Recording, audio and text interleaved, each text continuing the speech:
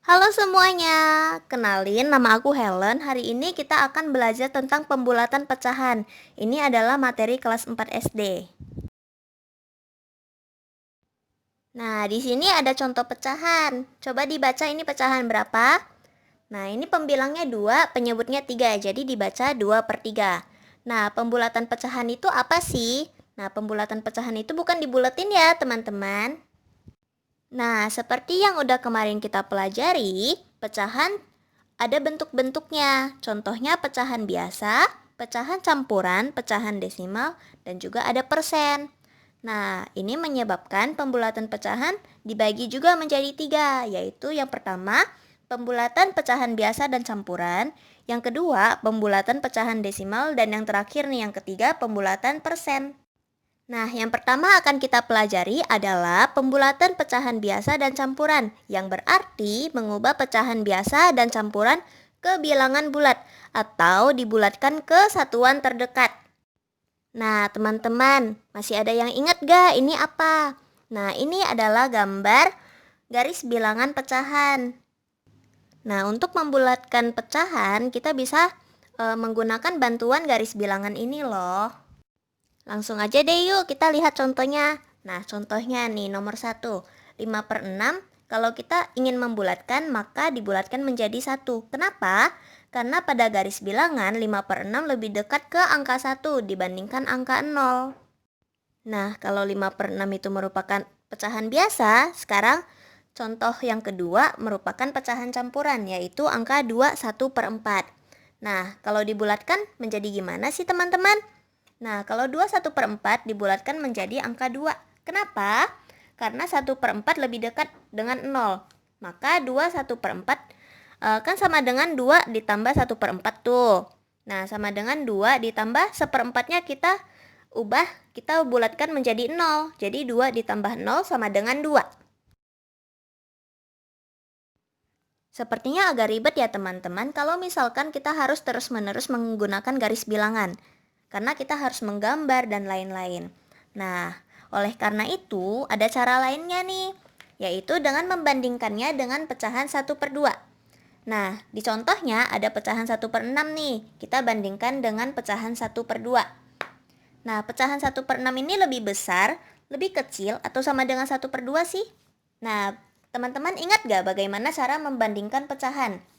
Kita bisa menyamakan penyebut, atau kita juga bisa menggunakan kali silang. Nah, di sini kita langsung coba aja deh. 1 dikali 2 sama dengan 2. Lalu 1 dikali 6 sama dengan 6.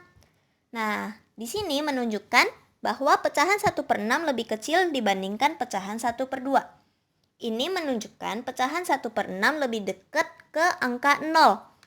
Nah, apabila suatu pecahan ketika dibandingkan dengan pecahan 1/2 hasilnya lebih besar, maka ia akan lebih dekat ke angka 1. Langsung aja deh yuk kita ngerjain soalnya.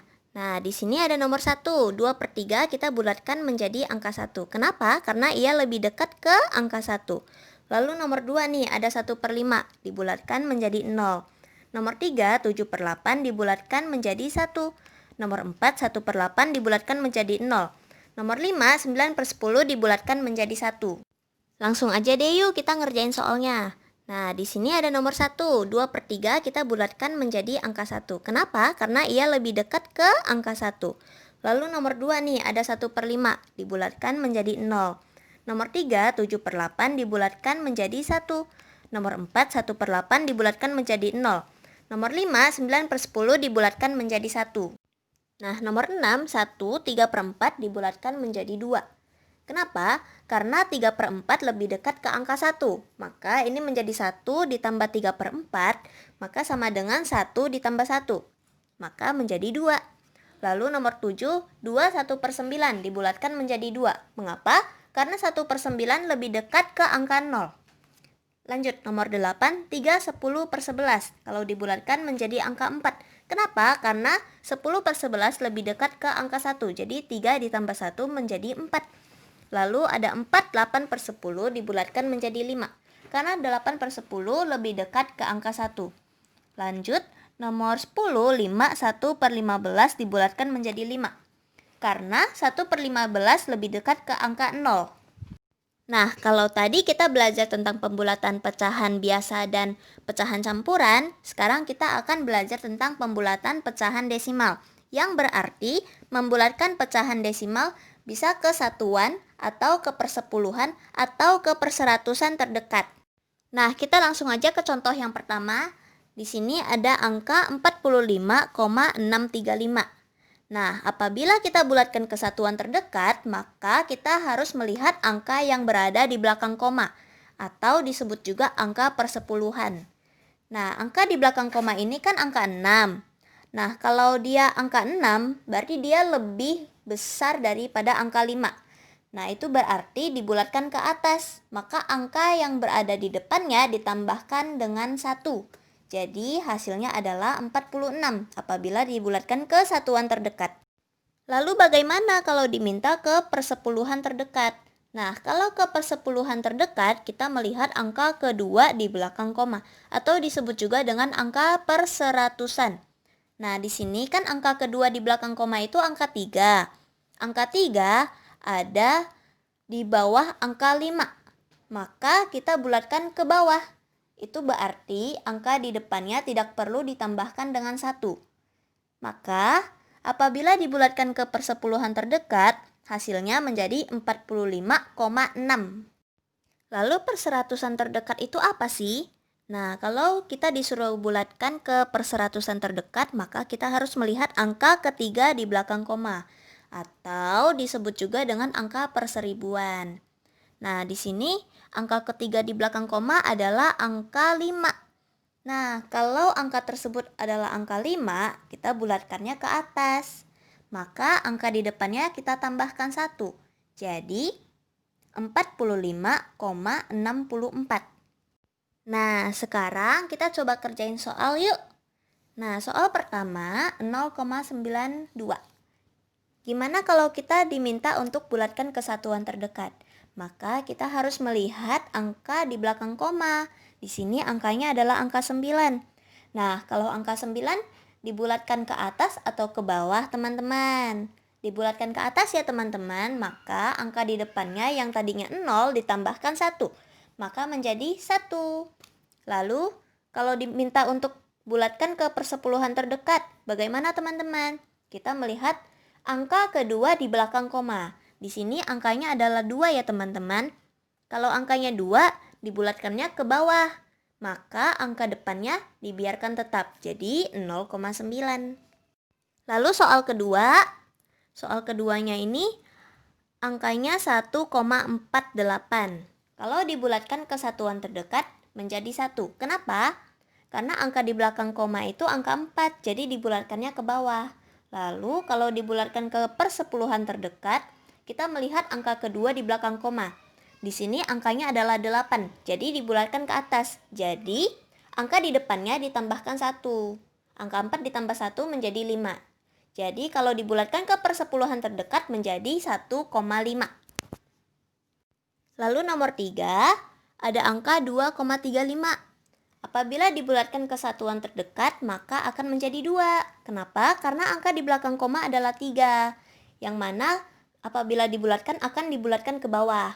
Lalu kalau diminta untuk dibulatkan ke persepuluhan terdekat, kita melihat angka kedua di belakang koma, yaitu angka 5.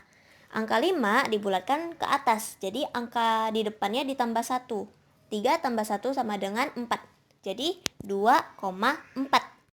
Lalu soal keempat ada 3,51. Apabila dibulatkan ke satuan terdekat menjadi 4. Lalu dibulatkan ke persepuluhan terdekat menjadi 3,5. Teman-teman tahu alasannya kenapa? Karena apabila diminta dibulatkan ke satuan terdekat, kita melihat angka di belakang koma, angka 5.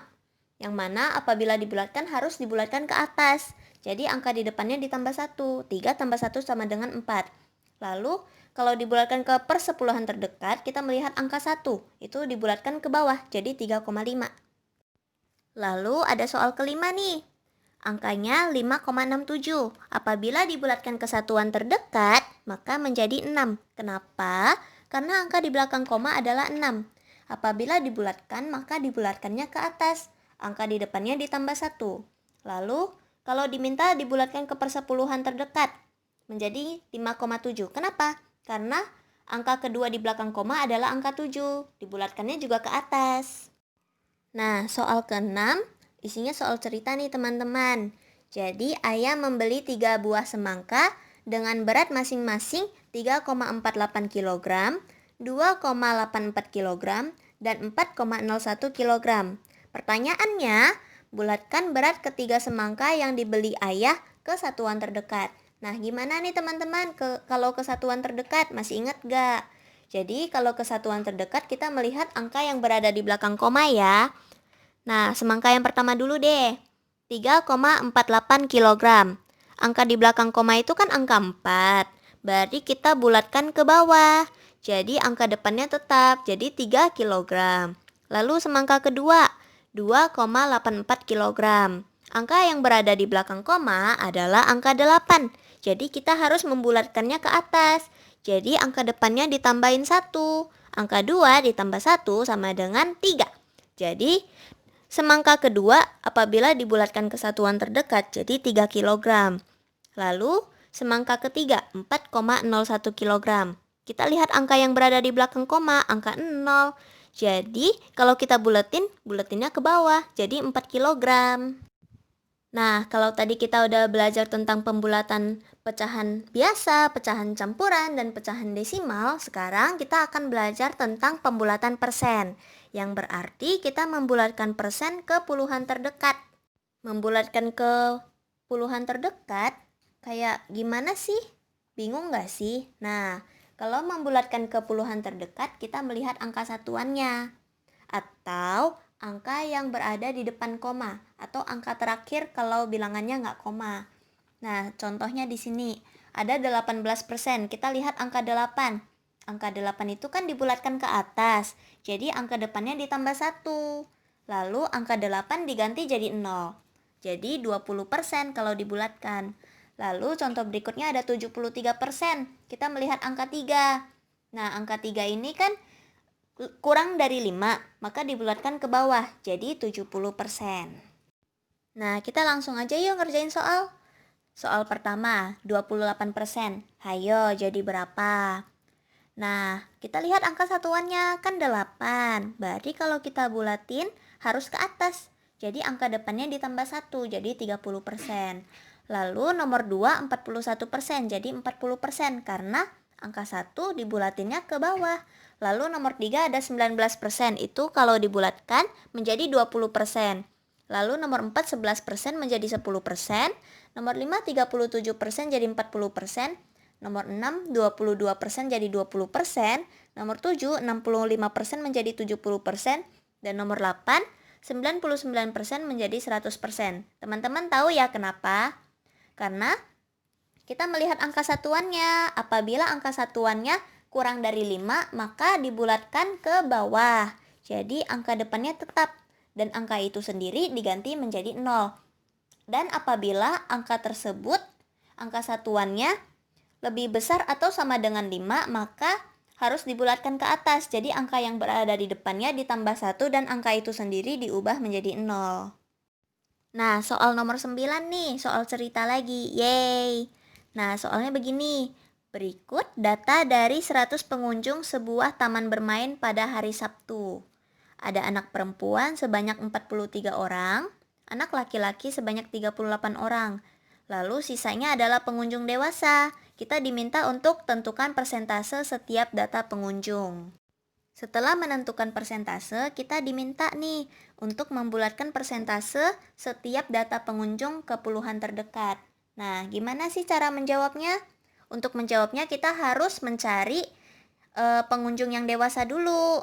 Jadi anak perempuannya kan 43 orang, anak laki-lakinya kan 38 orang. Lalu tadi disebutkan ada 100 pengunjung, maka pengunjung dewasanya adalah 100 dikurang 43 dikurang 38, maka hasilnya 19 orang.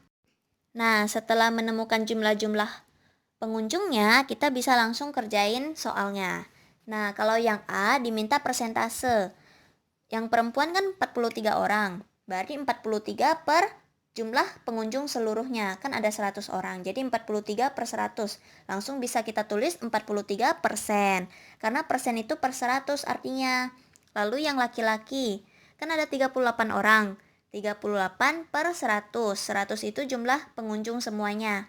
Jadi 38%. Yang dewasa juga sama, 19%. Lalu kita diminta untuk membulatkan juga nih. Nah, yang perempuan kan tadi 43%. Angka 3 itu apabila dibulatkan maka dibulatkan ke bawah karena dia berada kurang dari 5. Jadi 40%. Lalu yang laki-laki 38%. Angka 8 itu dibulatkan ke atas. Kenapa? Karena dia angkanya lebih besar dari 5. Jadi angka di depannya ditambah 1 ya. 3 ditambah 1 sama dengan 4. Nah, angka 8 diganti jadi 0. Jadi 40% juga yang laki-laki. Lalu yang dewasa gimana? Dewasa ini kan 19%. 19%, angka 9-nya itu kan lebih besar dari 5. Maka dibulatkannya ke atas. Jadi angka di depannya ditambah 1. 1 ditambah 1 sama dengan 2. Lalu angka 9-nya diganti jadi 0. Jadi 20% deh. Nah, gampang banget kan pembulatan pecahan?